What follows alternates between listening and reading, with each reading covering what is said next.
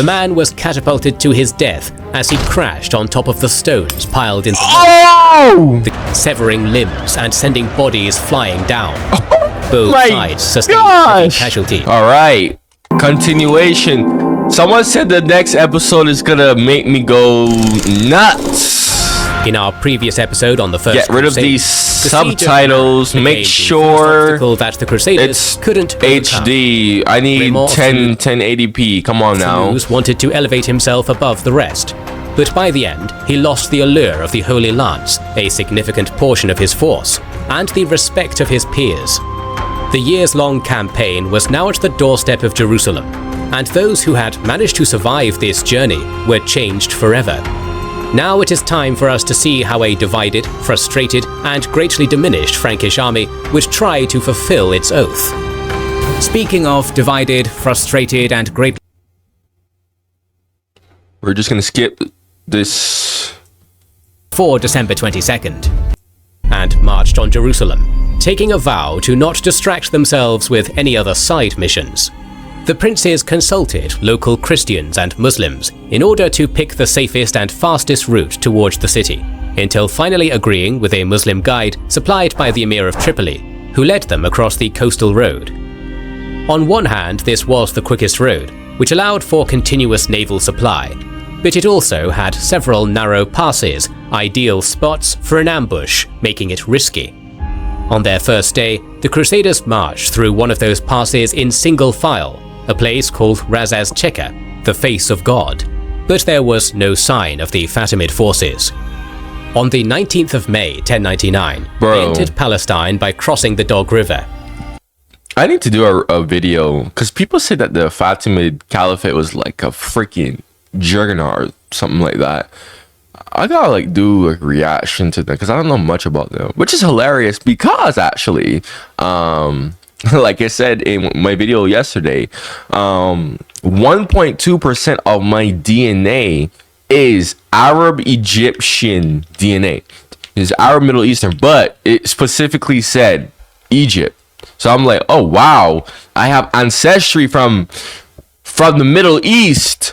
Well, technically Africa, but well, yeah, the Middle East, because it specifically said Arab Middle East, but it said that it was traced to Egypt. So on the next day, upon reaching Sidon, their foragers were attacked by the Muslim garrison before being beaten back by a group of mounted knights.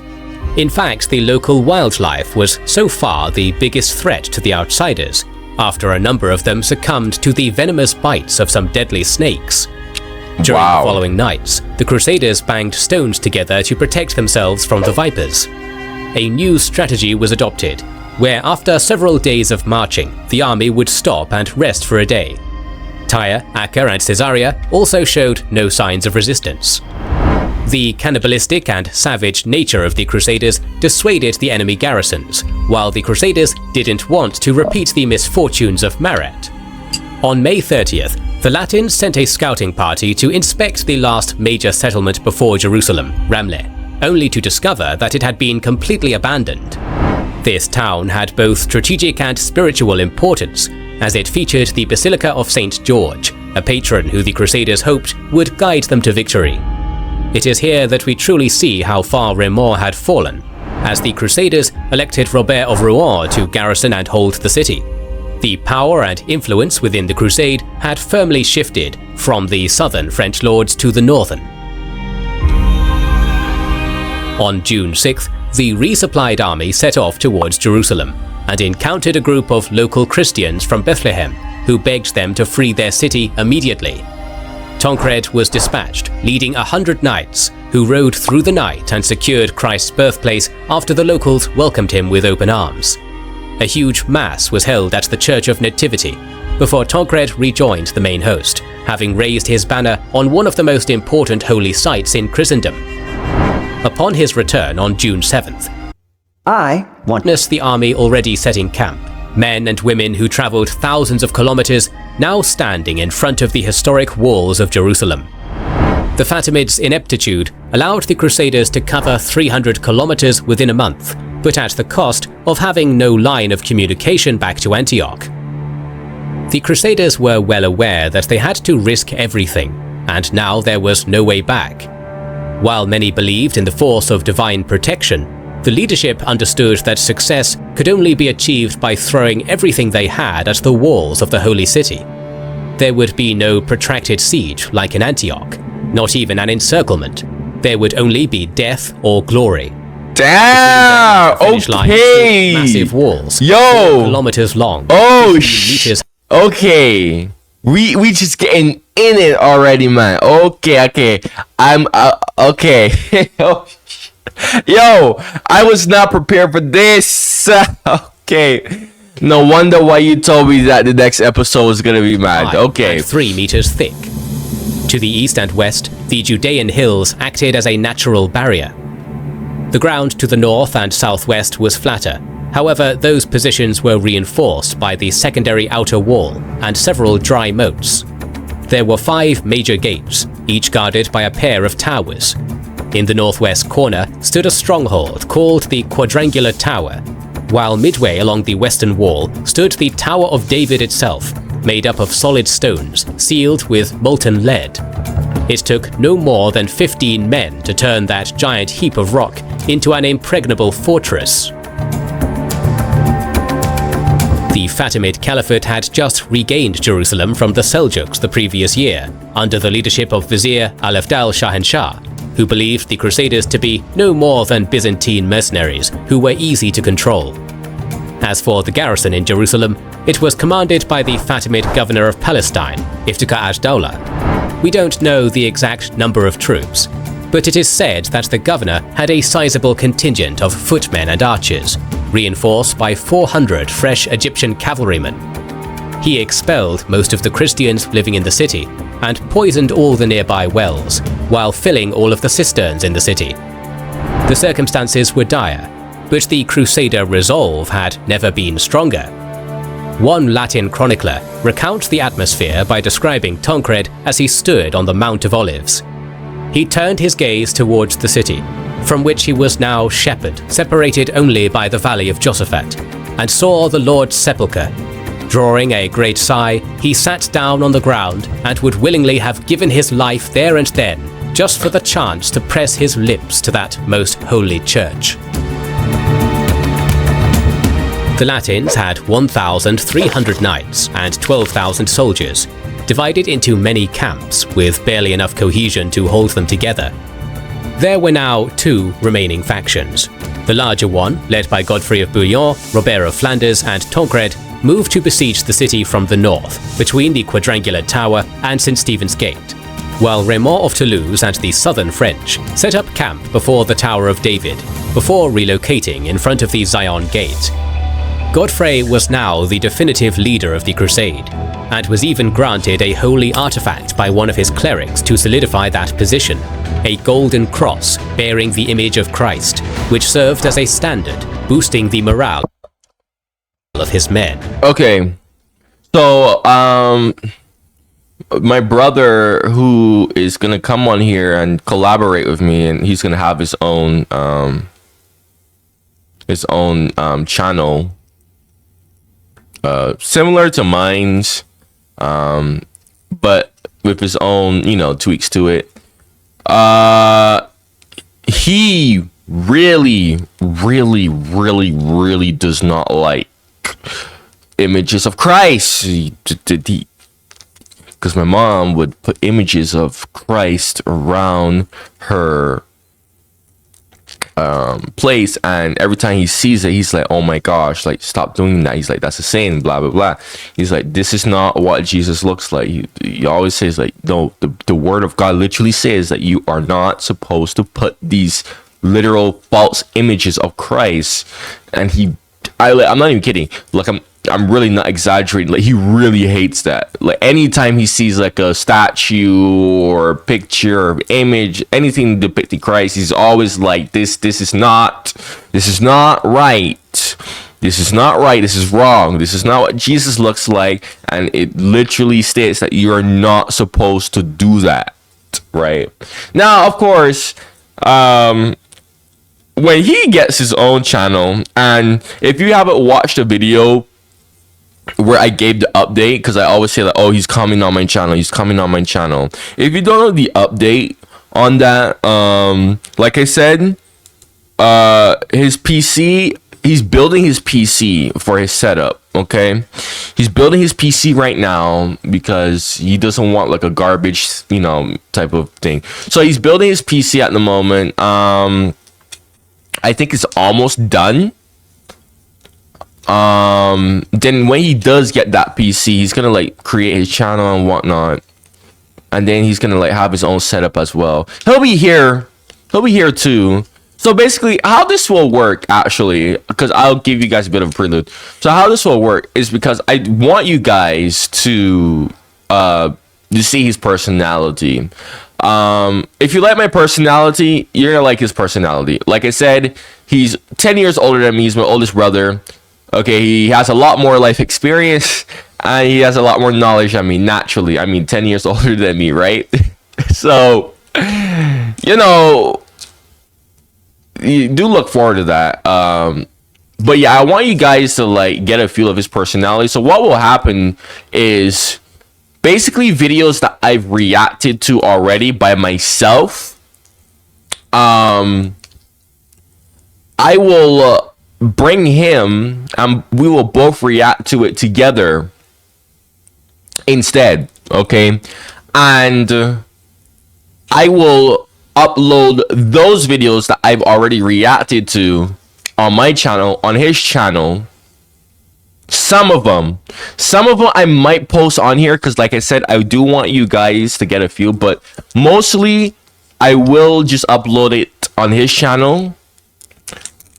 And videos where like I kind of haven't reacted to yet, I will upload like us together on my channel. For now, that's how it'll start off, because like I said, I just want you guys to get a feel of his personality. Although some videos like, I don't even know, there's a bunch of videos that I react to that would be like super good for him, especially like along like the religion, because that's where he really wants to like mainly be in. Like, he likes history and stuff, but he's like really big on that religion stuff as well. So he's like, yeah, I'll do history and all that, but he's like his main thing is religion. Yes, he'll do other stuff too, but like religion is his big like main suit, right? So that's gonna be interesting, guys. I'm telling you. Like, you know, you've been hearing me say for months and months and months on end, like, you know, I'm gonna bring my brother, you know. Trust me, guys, I even let him read some of you guys' comments, and I think what I'm actually gonna do is because I remember I asked my like Muslim viewers, I was like, hey guys, if you have any questions about Christianity, like, comment in the comments below. And what I was supposed to have done, and I'm probably still gonna do this, is me and my brother, we were reading them. We actually read some of these comments of questions, and we were supposed to do like a response video to it, right? Where we basically just discussed the comments, me and him together, and you know, just a chill discussion, and we basically just play camera on ourselves, because we have these talks all the time. The only difference is that we just don't put a camera. So I was like, wait, why don't we just put a camera on our faces? I'm pretty sure people would love to hear that, right? So I'm telling you guys, I'm not just saying this shit out of my ass. If I say something, it's gonna happen, okay? It's gonna happen. Like, it's literally gonna happen. And, you know, I was literally looking at it, I was like, dude, we really and truly should be collaborating with each other, because it's kind of criminal that we aren't, okay? But yeah, believe me, I really look forward to it. I'm really low-key excited for it, because I feel like this would actually give me a lot more attention. Because like I said, guys, like I said before, my channel is still in its early stages, okay? I literally said I have so much that I could do with this channel that I intend on doing. Okay, I am only 20 years old. Guys, I'm gonna be around for a long ass time. Whether you stay around with me, that is up to you. Okay, so we are still in the baby steps. Okay, and my brother collaborating with me and coming on my channel and making his channel, we're basically probably gonna just share similar viewership, of course. I mean, you guys can just watch my videos and then go watch his videos, you know what I'm saying, right? You guys will be doubly entertained, okay? Because some people, I'm aware of some people, they say like, oh yeah bro, I just sit and wait for you to upload every day at 10 a.m. I'm like, you really? So you'll have two channels now, my channel and his channel, okay? So you'll be doubly entertained. You can't complain about that. So yeah, definitely, but yeah, he really hates images, and I'm not really gonna say much about like where he get that from, why. I'm just saying that he does. I'll let him explain that when he gets his channel set up and we start collaborating with each other. So yeah, I mean guys, we've even thought about doing videos in Barbados, our country. If you haven't noticed, that's the map of my country right there. But yeah, okay, I live in America right now, but guys, we do intend on going back to Barbados. And me and him, we were talking and we were like, dude, there is literally so much stuff about Barbados, historically speaking, that you guys don't know about that would blow your mind. I'm not even kidding. But I'm giving you too much spoilers. I don't usually reveal stuff that I intend to do with my channel in the future. So that's all you'll hear from me. Okay? I usually keep that type of stuff to myself. This new aura of adoration attracted Robert of Normandy, who switched sides and took his men out of the Provençal camp and marched up north. Raymond even saw some of his own Provençal bannermen abandon him. Apart from not knowing if and when the Fatimids would send a relief force, the Latins struggled with the lack of woodlands around Jerusalem, which were needed to build siege weapons. But then one day, as Tancred made his way into a cave to relieve himself during a bout of dysentery, he found a small stack of wood hidden inside. Once a few scaling ladders were constructed, the Crusaders launched their first assault on June 13th. The climb up the wall was extremely difficult, and a great skirmish ensued. On top of the battlements, some defenders used two-handed swords, using brute force to cut down the attackers, severing limbs and sending bodies flying down. Both sides sustained heavy casualties, but in the end, the first assault ended in failure. This defeat convinced the Franks to change their strategy, and both Crusader camps agreed to avoid further assaults until the necessary siege weapons were built, despite lacking the materials and craftsmen needed for siege towers, rams, or catapults. Sitting in the middle of the arid hills under the hot summer sun, with no drinkable water around them, the Crusaders began to suffer the effects of thirst. One chronicler recounted, "We suffered so badly from thirst that we sewed up the skins of oxen and buffaloes, and we used to carry water in them for the distance of nearly 6 miles. I'm gonna say that Drank the water from these vessels, although it stank, and with that foul water and barley bread, we endured great distress and affliction every day, for the Saracens used to lie in wait for our men by every spring and pool, where they killed them and cut them to pieces.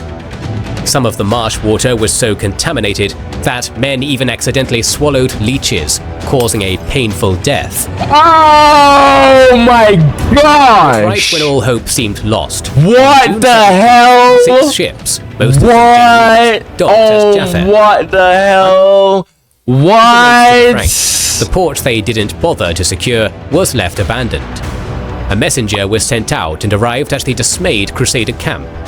The Latins then dispatched 3 squadrons, the first under Gildemar Capnel with 20 knights and 50 infantry, 50 knights under Raymond of Pillet, and finally William of Sabron. Oh, bro, holy shit, that's crawling my skin. What? Oh! Specified but similar number of men. On their way to Jaffa, the first group encountered a 600-strong Fatimid detachment, which engaged them. Just when the Crusaders were about to flee, the second group under Pelé arrived and pushed the Fatimids back. The battered Crusaders arrived at Jaffa and feasted with the sailors, who welcomed them with bread, wine and fish. The celebration lasted all through the night, with no sentries posted, and as a result, the Latins woke up and saw a large Fatimid fleet surrounding the 6 western vessels. The port was overrun before everyone made their escape. Still, the majority made their way back to Jerusalem, carrying supplies and siege materials. In the following days, some of the Christians expelled from the city met up with the princes and advised them on where to find wood. The leadership sent out squads who cut it down and transported it back on camels, starting the construction of several siege engines. The construction itself led to yet another confrontation after one of the key engineers defected from the Provençal to the northern camp. Morale was so low that Raymond had to pay his own men extra wages just so they would stay, but tensions only rose. One of the main arguments that followed the Crusaders since Antioch was who was going to be the Lord of Jerusalem. The princes disagreed on who to crown as king, while the priests argued that it would be sinful to raise a king over God's patrimony, suggesting that the city should be governed by the church and protected by a holy order. Chronicler and crusader Raymond of Aguilera described this situation as such. "We now called a meeting because of the general quarrels among the leaders, and specifically because Tancred had seized Bethlehem. There he had flown his banner over the Church of the Lord's Nativity, as if over a temporal possession. The assembly also posed the question of the election of one of the princes as a guardian of Jerusalem, in case God gave it to us." In between devotion and desperation, the hard work continued, as the Crusaders built 2 of the finest siege towers of the time. Each one was 3 stories tall, with wheeled platforms designed to push up against a wall, protecting its passengers from projectiles. The towers were covered by interwoven branches and animal hides. Godfrey's tower was even designed in a way that it could be disassembled in parts and repositioned on another section of the wall if needed. Additionally, the Crusaders built a huge ram with an ironclad head, several catapults, numerous scaling ladders, and a few protective screens. Meanwhile, Raymond ordered his soldiers to fill the moat in front of the Zion Gate with rocks, a process which took 3 days and nights. On the other side of the walls, the Fatimids maneuvered their own catapults to the sections of the walls the Crusaders intended to hit, and began to bombard them. The barrage slowed down the Frankish progress, so in order to intimidate the defenders, a noble Muslim captive was beheaded in full view of the Tower of David. The Crusaders also caught a spy relaying messages in and out of the city. Wouldn't that just make them want to fight even harder? Like, what? The man was catapulted to his death as he crashed on top of the stones piled in the The garrison responded to this psychological warfare by fixing crosses on the battlements, which they then spat and urinated on. A rumor began to spread that this was an Yo, I need to just take a yo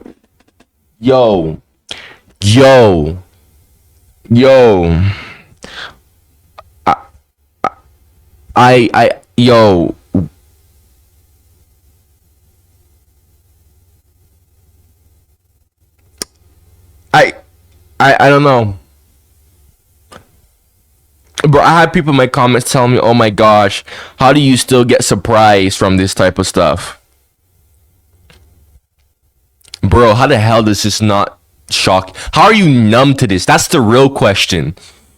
You're telling me that I get shocked, but how are you numb to this?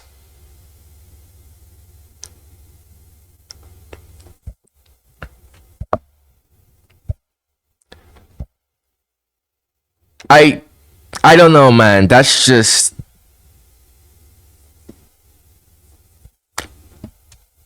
indication that the Muslims were desecrating the Holy Sepulchre.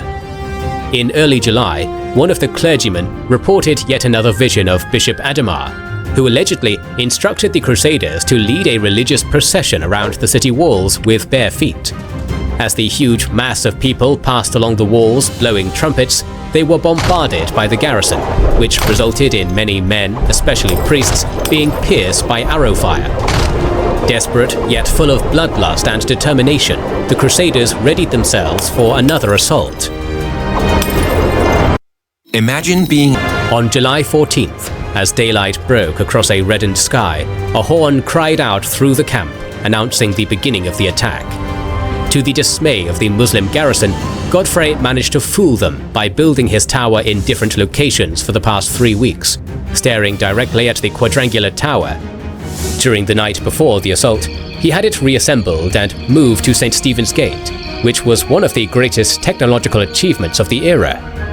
On the northern front, for hours, many brave men pushed the massive ram towards the wall, inch by inch, until they used it to tear down a part of the wall. The defenders then poured fire kindled from sulfur, pitch and wax, setting it ablaze. The Latins frantically threw the remainder of their water supply, trying to save the ram, but only charred beams remained. But then, in an almost comical reversal, the Crusaders lit the construction on fire again, so that it would clear the path through the breach. Seeing this, now the Fatimids started throwing buckets of water, but before long the ram was gone. The fight was so intense that it even includes civilians who did what they could to defend the walls. We are given a particularly interesting scene from one of the chroniclers. 2 women were trying to hex one of our catapults, but a stone powerfully flung from this same machine struck the women as they sang along with 3 little girls. Their souls cut down. The incantations ceased.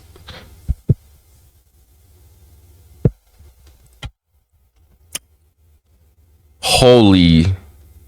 Yo. Yeah. Siege of Jerusalem.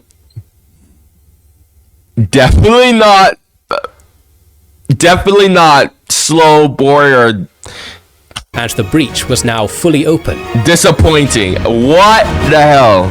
On the southern side, Raymond had far less success, since the majority of the garrison was positioned in his location.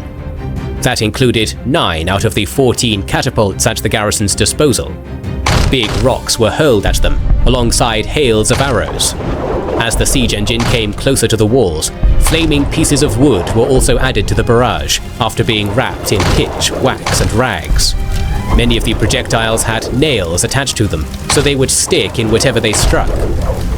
The fortifications, ditches and defenders proved to be an unassailable obstacle, and the tower had to eventually pull back. By the end of the first day, the news was mixed. But one thing became clear: their enemies had just as much determination as the Crusaders did. On the morning of the 15th of July, the onslaught continued. Raymond's tower approached the wall again, and it was once more repelled by a barrage of catapult fire until it started to burn and collapsed.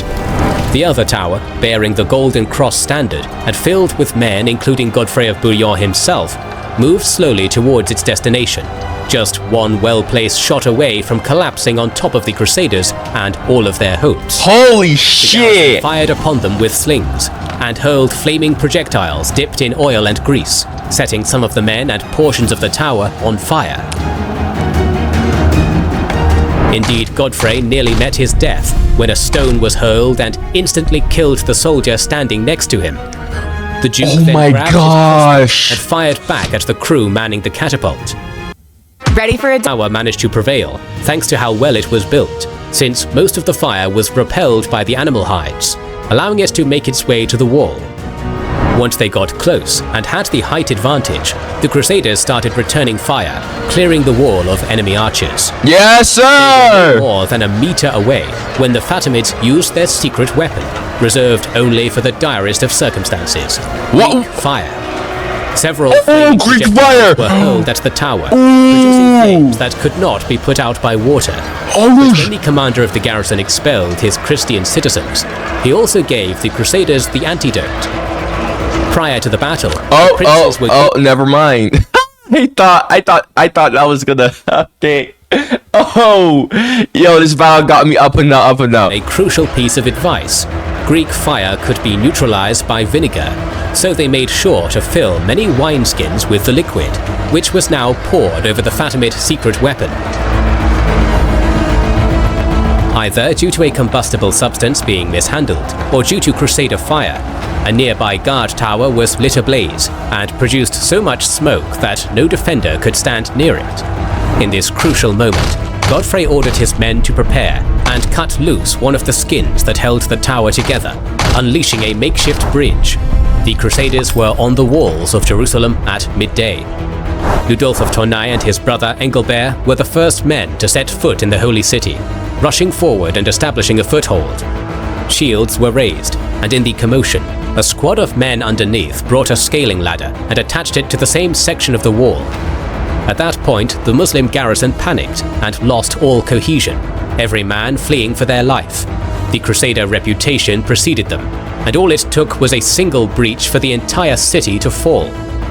News spread to the southern front, where Muslim defenders abandoned their posts, some even jumping from the walls to their death, and Remor pressed the advantage as he entered the city. What? The First Crusade had achieved... Why would you jump? You still have the city. You have all this to run by. Why are you jumping? But instead of celebration, what they proceeded to do was unspeakable. This was the greatest victory in the history of the Crusades, and it culminated in one of the most atrocious acts committed in the medieval era. Oh Lord. Remor of Aguilé reported, "With the fall of Jerusalem and its towers, one could see marvelous works. Some of the pagans were mercifully beheaded, others pierced by arrows plunged from towers, and yet others, tortured for a long time, were burned to death in searing flames. Piles of heads, hands and feet lay in the houses and streets, and men and knights were running to and fro over corpses. Many Muslims fled." I wish you could see my skin. I have so much bumps, like just goosebumps on my skin right now. Like my hair on my body, just imagining that scene is just so stiff.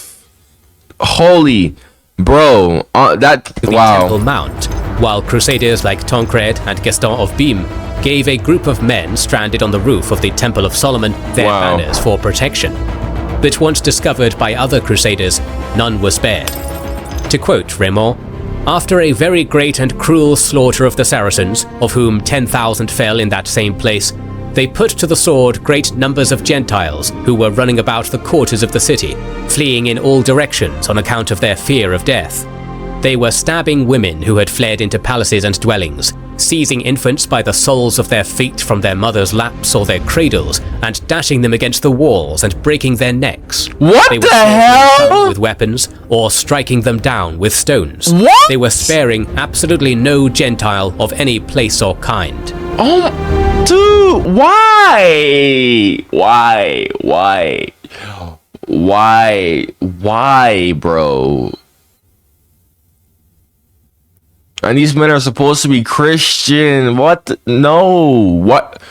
Christians throwing babies up against a wall?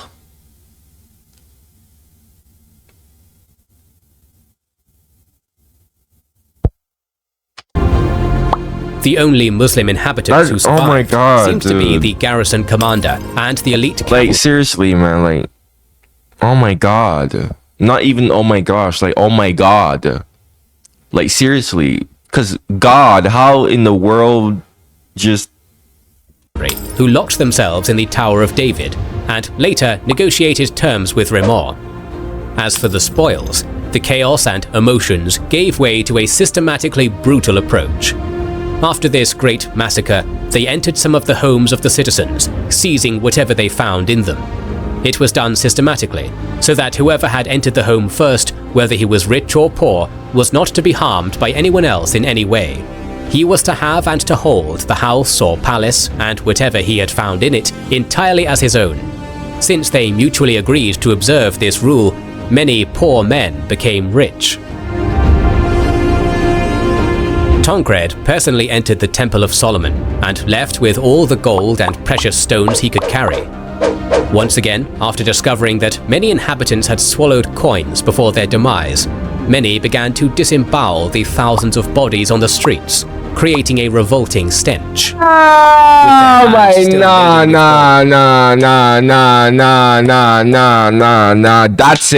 That's it. No.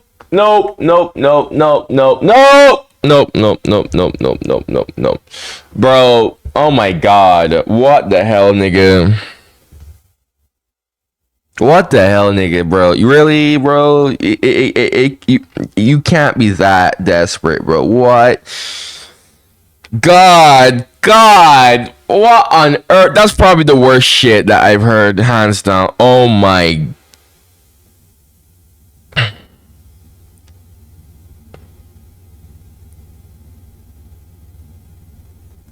And covered in blood, the Latins rejoiced at the sight of the Holy Sepulchre, singing songs and thanking their Lord for his protection. This is the point where most narratives retold their adventures, and even the most biased takes couldn't ignore the severity of the crimes committed in the aftermath of the victory. On the next day, a few remaining Muslims were tasked with dragging the dismembered corpses out of the city, while Commander Iftikhar ad-Dawla surrendered the tower and was safely passed towards the nearest Fatimid stronghold, the southern port of Ascalon, the site of the last battle of the First Crusade. Our documentary on the siege of Ascalon will be released in the coming weeks, so make sure to subscribe and press the bell button to see it. Please consider liking, commenting and sharing, it helps us immensely. Our videos would be impossible to produce without our kind patrons and YouTube. Yeah, man, if you like my reactions or whatever, you want to see, you know, if you made it all the way here, just subscribe if you like my reactions. If you have any videos that you would love to see my reaction to, comment it in the comments below. You know, I'm still, I can't believe what I just watched, to be honest. I just can't. You could go check out my other First Crusade reactions on my channel at this point. My siege of Antioch, that was mad. Freaking ugh. But anyways, bro, like I said, you know, just subscribe, turn the bell notifications on. 10 a.m. every day, you know, I'm uploading. You know, look, man, if you're an active viewer, because I have active people who watch my stuff, like I said, just check out the channel membership. It's only 99 cents a month. You could go check it out on my channel page, or the link is going to be in a pinned comment on one of my videos, bruh. Anyways, thank you for watching, and goodbye.